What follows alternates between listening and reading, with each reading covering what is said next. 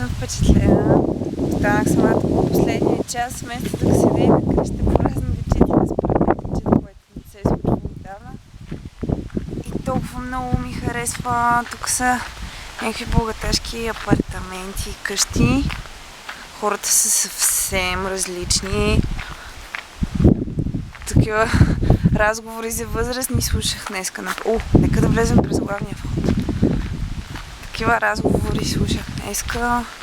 Хората си говорят за театър, за Бродуей. О, да, ето колко е готино. И сега ще малко ще влезем вътре. Тук естествено всеки с лодката си. Познах се страхотни хора. Цък, разни къщи отсреща с private доковете. Не има лошо, да.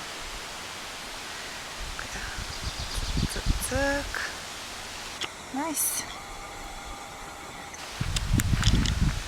Много съм развълнувана днеска, защото ми предложиха... Много искат да работя тук за целия сезон.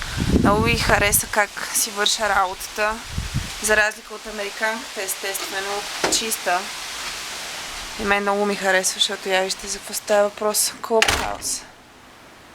Цък. Орхидеи, ахо-ихо.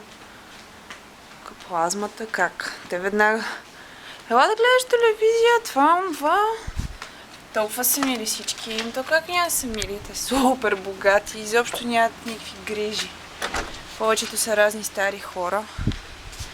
Ето гард. Тъна и мене. Много приятен басейн, леле. Как искам да си остана тук цял сезон. Много е добре да поинт. Дори само за един път в седмицата да ще е окей, а?